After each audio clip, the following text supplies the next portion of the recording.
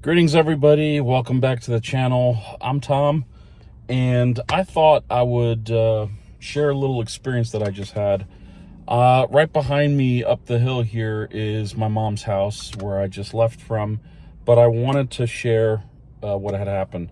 So my mom, she doesn't drive her car very much anymore. She used to drive 45 miles per day to work, but since she retired, the car literally sits in her carport 5-6 days a week. So definitely not great for the battery. The battery dies out all the time. We've been replacing it every 2 years, which is also added to her, semi sort of fixed costs. And I got to the point where it got really, exhausting to have to find a car to use to jumpstart, or I'd have to call my uncle and he'd drive down and help her out. So I got myself one of these things, and this video is not sponsored whatsoever, but I bought this because my wife's RAV4 sometimes has battery issues and it needs a jump, and this baby just jump started my mom's car. I don't really know what to say, how it works or any of that. I'm pretty sure there's some kind of a high drain. Oh, actually it says on the back there's a lithium ion phosphate battery in here, 12 volts, 12,000 milliamp hours. And this will output, on the jumpstart cables, it'll output 450 amps at 12 volts. So this is good enough to, start most 4-cylinder engines, I guess. It doesn't really specify what kind of car this thing is meant for, but I got this on Amazon, and I'm going to include the link to it down below. It's not good practice to jumpstart ICE vehicles with an EV. It's just not recommended. In fact, I read somewhere that it can actually cause a lot of problems with the computer system inside the car. So I try not to do it.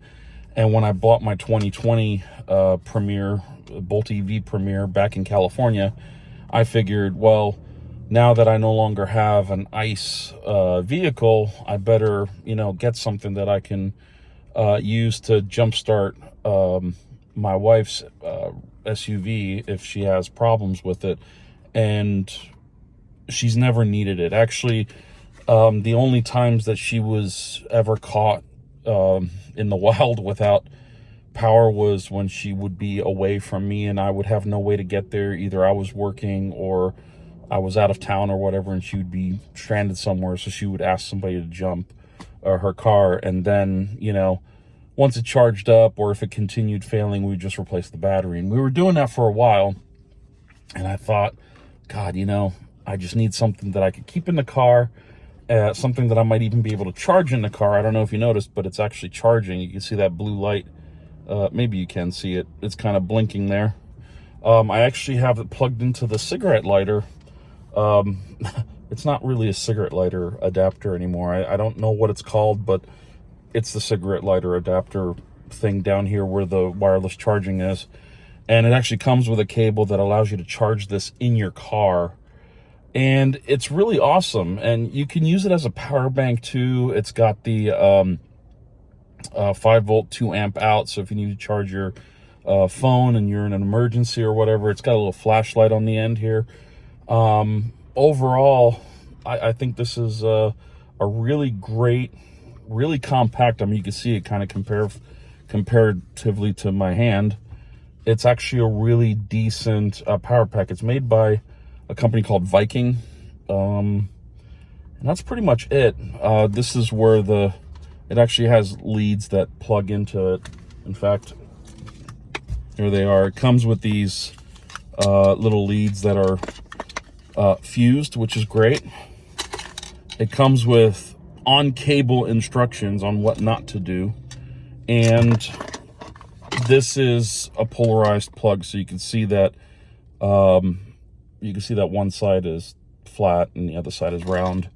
So you can only plug this in one way. And then you have these massive alligator clips that, you know, you plug onto your ground and you plug onto your positive. The recommendation is, and actually the instructions are also on the back here. One of the things that it does tell you is to not use the negative post of the battery, but find, you know, a bolt or something on the car and use that as your ground. But so this was the first time I officially used this, and I've had it probably for about, I don't know, 2 years. I got it in California, so it would have been probably 2+ years. And it comes with this nifty little zippered up case that's got, you know, a bunch of adapters. It's got the you know, at-home charger that you can keep in your garage or wherever. It's got one of these ports here is a USB port, a standard USB port, and it breaks out to two, it looks like mini USB and micro USB plugs. So you have the opportunity to use this as a legitimate emergency power pack. And since it is, what did I say it was? 12,000 milliamp hours. You could charge your phone a few times with it. It also comes with a you know, another adapter. I hate to call these cigarette lighter adapters, but that's literally what they are to me.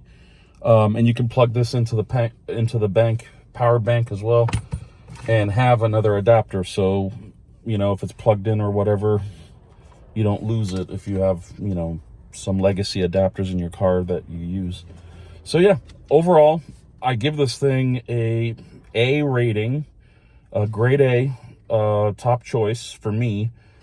Because this thing's been sitting in a box from our move for 2+ years and has only been charged once. So when I bought this, they tell you, do not use it until you charge it. There was a big giant label on it that you had to kind of acknowledge by peeling off. And what I ended up doing was I just plugged it in, charged it, let it sit for about 3, maybe 4 hours. It charged it up to full.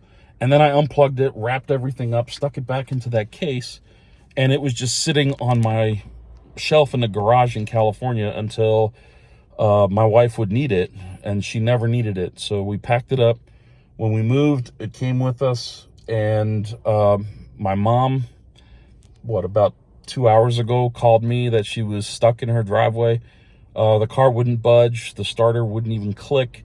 The only thing that came on was the battery light on her dash. And that's it. Nothing else. The radio didn't come on, nothing. So it was really flat. This thing, all I did, hook up those cables. I pressed this big, giant power button right here to turn the tank on. And then there's this little red button right here.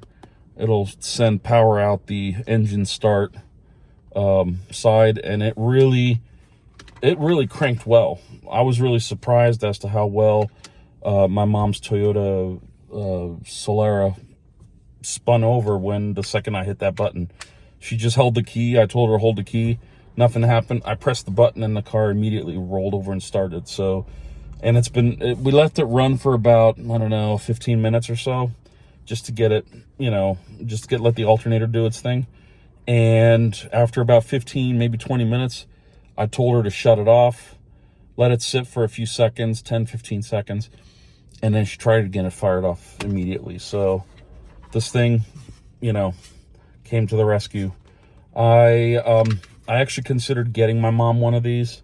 The problem is she'd never use it in the real world because she actually can't open the hood of the car. She suffers from arthritis really bad. You know, like the deforming kind of arthritis where your fingers are bent and swollen knuckles and all that. So she wouldn't be able to get in there. She tried and she just couldn't. So I will remain her jumpstart buddy using this pack, and we'll see how it goes. Like I said, it's about 2.5 years old, 2.5 years old, and it survived 2 years of storage. In fact, it's got a bunch of scuffs on it from just being tossed around by the movers and me probably when I was cleaning the garage. And fortunately, I found it. It was laying in a box that was fairly easily accessible. Pulled it out. I charged it in the car, actually. See, it's actually charged right now. So it didn't take long to charge it to 100%.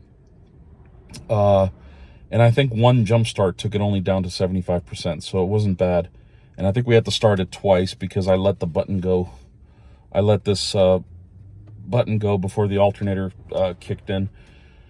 And the car stalled and died, and so we had to do it again. So 75 to 100%. It's charging off of the car's, the Bolt EUVs. I guess this is the 12 volt. Yeah, it's probably, I'm guessing that's 12 volts. It might be, yeah, it is 12 volts because it's a cigarette lighter. So 12 to 15 volts in, and it also says it right there underneath the cable, 12 to 15 volts in, and it charges it pretty quickly. I have no complaints about this. So go check out the link, get yourself one of these. I recommend keeping it in the car. Unless you live in some kind of ridiculous heat climate where this thing can get damaged, because I think this does have an operating temperature safety range that you shouldn't, expose it to, but it doesn't really say it on the device. But maybe in the instructions, it does come with a quick start guide and an actual user's guide. So, yeah. I think, and actually my mom just passed us, so she's heading off to the store, doing her run, so her car's still running, and yeah, she's gone. She peeled out in front of these cars. That's great. So yeah, I'm gonna leave this off there. I think this was a really good experience. I was kind of leery about this because I thought, man, I haven't used it in forever. The battery's probably junk. The pack is probably toast. Nope, came right to life. In fact, I plugged it into the Bolt, to the cigarette lighter adapter, and let it charge the 40-minute drive up here. And I just charged it up again, and I thought it was going to take the whole drive home to charge, but nope, it's already at 100%. So I'm going to unhook it, put it back in its little case here, wrap up these jumper cables that came with it. And it does have a lot of safety circuitry in it too. It tells you right here that, stop, do it right, or else you'll blow fuses. And, it's trying to be as dummy proof as possible. So there you have it. Viking Compact Power Pack. Go check out the link down below. It is a referral link. Say that 3 times fast. And no additional cost to you. It will support the channel a little bit from every device that's bought. So I appreciate you guys ahead of time. And until next time, thanks so much for watching. Take care. Bye-bye.